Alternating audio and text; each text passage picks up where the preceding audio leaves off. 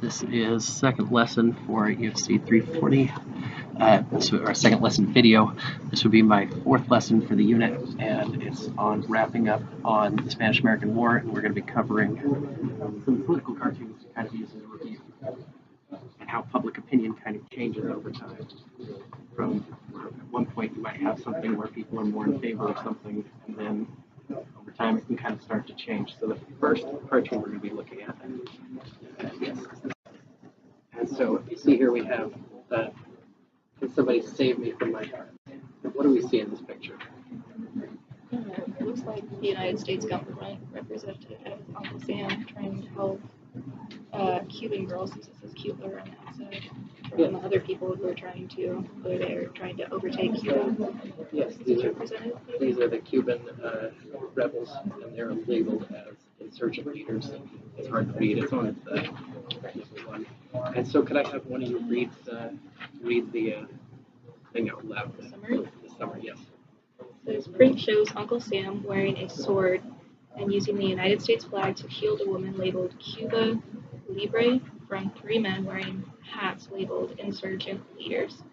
They're standing on soil labeled Cuba to show United States as just across the narrow body of water. And so what can we gain from inferring out these pictures? It didn't seem like that there was something the United States might have to do with Cuba.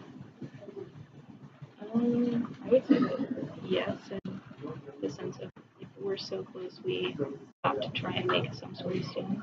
Very good. Very good.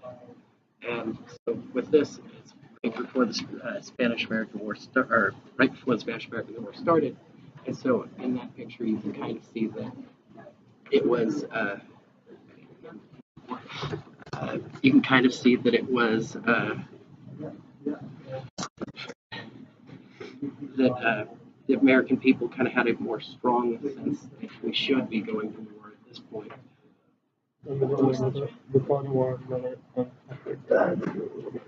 Exactly. And there was this mistreatment. They were saying that, the Spanish people were, brutalizing the Cuban people, and that the insurgent leaders were no better, so they needed to come in and actually, remove them from their government positions. So we are going to move on to the next slide here, which is after the Spanish-American War and the signing of the Treaty of Paris.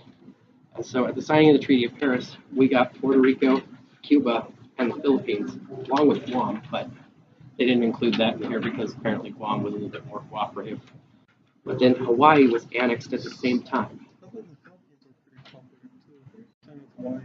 It was and it wasn't. There was a lot of actual insurgent activities from the Filipino resistance once we got in there. And so at first they welcomed us in as liberators, but we quickly became that we weren't going to give back the land to them. We were going to take them in as territories, as were when we started. You have this thing, Cuban liberty, here on the first cartoon, and that concept was kind of put aside, and instead we focused on taking over and making sure that that was, what we were doing. Where did you get the Samoa? I'm not entirely certain who we got Samoa from. I think it was that we kind of beat some other people too. No. I don't know. But so here we have in this picture, we have some writings that may be hard to see, but can somebody read the writing that's in for number 2? It's up to you. School begins very Dragonful, 18. He's the artist that did Druid. I thought that was a town. It was a school. The fictional school. Print shows Uncle Sam as a teacher standing on the desk in front of his new students, who are labeled Cuba, Puerto Rico, Hawaii, and Philippines. They do not look happy to be there. At the right of the classroom are students holding labels California, Texas, New Mexico, Arizona, and Alaska. At the far left, an African American boy cleans the windows, and in the background, a native boy sits by himself reading an upside down book labeled ABC. A Chinese boy stands just outside the door. So based off of this image, keep going. A book on Uncle Sam's desk is titled U.S. First Leaders in Self-Government. Caption: Uncle Sam's new class in civilization. Naturally, you've got to learn these lessons whether you want to or not. But just take a look at the class ahead of you and remember that in all a little while you'll feel as good to be here as I am. Say what's written on the board. I don't read that too. Okay. England has governed her colonies whether they consented or not. By not waiting for their consent, she has greatly advanced the world's civilization. The United States must govern its new territories with or without their consent so they can govern themselves. And what might we be able to infer from this picture? We have the children in the back here, which are other recently acquired territories within the United States. But, yeah, it does look segregated, doesn't it? And especially, like, think of the position of these minority groups. How have they been treated traditionally in the United States? Very, very poorly. Like it shows in the photo, very segregated in the sense of African American being treated as lesser than and not included in that. And Native American, thought of as stupid and illustrated by reading a book upside down. Yeah. He's also sitting on top of his desk. I didn't even see that. But from this, we can kind of gather that not just the American people, they have kind of some opinions about what the actual, like, how the treatment of the Philippines will go. What could we, Philippines, Cuba, Hawaii, and what can we gather that do they seem more like the students that are in the back, like rows, or do they seem more like the students that are segregated out behind them? They seem a lot more like the students that are segregated out. A lot less, as it says here, a lot less happy to be there, a lot more upset, looking around the room as if they don't know what to do. Yeah. And that's kind of where this issue came up, is that the United States didn't really know at the beginning, at least the public support did not show that that was what we were going to be taking from the Philippines and from Cuba. We didn't know we were going to get those colonies. We thought it was kind of going to be a little bit more of a, come in there, liberate them, and leave. But it quickly became obvious after the Spanish were removed from the Philippines that the British and other European powers had other plans that they would have wanted to take those territories. And so we kind of figured we have to do something with them, regardless of whether that they wanted that or not. And that was the thing. They wanted to deny the British more territorial gains, especially in the Philippines.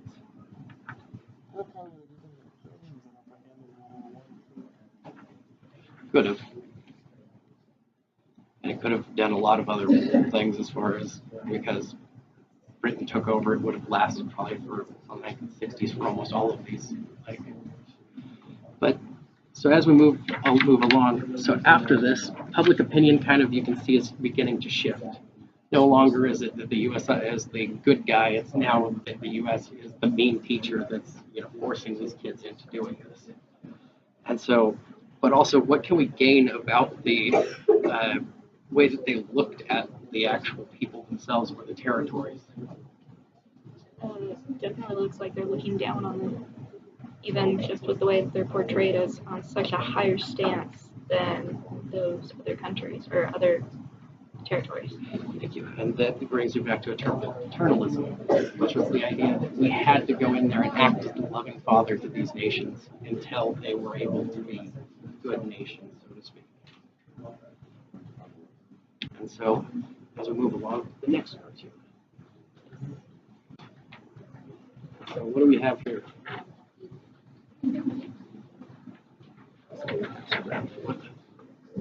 It's like the logo's building his Independence Hall. Okay. I didn't realize. Cuban independence. I didn't even realize this said independence. I had a hard time reading that. On the top it says Cuba trying to build their own independence. And Uncle Sam looking down and almost acting like he's trying to tell him what to do. I see. Do you notice that some things they're trying to, like, what he seems a little bit unpleased with putting on there? Oh, yes. as motifs to make them look like the White House. So the United States was, was still operating in this paternalistic ideology that we need to help them out, but we don't need to basically take any of their actual advice on what they would want to see done. And so this moves on to, you want to read Yes. It says the title is Encouraging a Child by Kepler, 1901.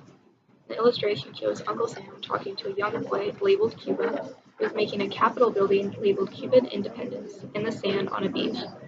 And the caption, it reads, Uncle Sam, that's right, my boy, go ahead, but remember, I'll be keeping a father's eye on you.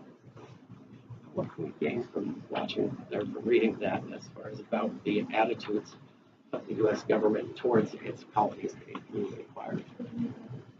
I would say that it didn't really want full independence of the other countries. It wanted to keep the stern grasp of them and make them do what they want them to do. Yes, and that even if they're going to be independent, They want yes, they want them to be subservient to the United States in some way. And so, based off of this, what can we say about more land, more resources for us. and that's the issue is that we were just part of this time frame is that they're coming off of the phrase or the phase of what's called the Manifest Destiny period, where we were just trying to gather up as much territories as possible. And a lot of people were a little confused as to where that at this point would end, if that was how it was going to plan out, that we were going to take territories in Asia and off the coast of the United States. The coast of the United States might make a little bit more sense, but if we start taking territories from Asia, then where would we kind of be on this? I think they would have definitely, since they were about the same as we are back then, we wouldn't have been able to do it in the sense of they already have their own independence. They wouldn't want it taken away. They wouldn't want to be more ordered like we were in our own way. Yes, and I mean, the Spanish did treat their colonies pretty poorly, but the United States, instead of liberating these countries, took over in their stead and basically started doing the same kind of thing to these nations. And so, Before it's involved, colonized, colonized too. yes, and that's kind of where this cartoon is kind of going with it. And so, this is at the end of the Spanish-American War, or after the end of the Spanish-American War.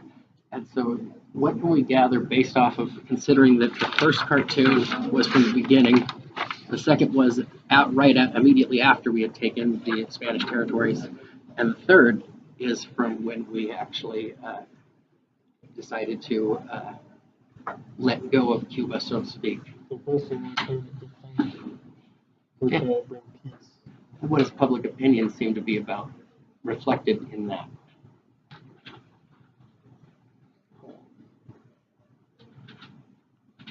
Would it seem that the Americans are doing something right, something that we should be doing? Yeah.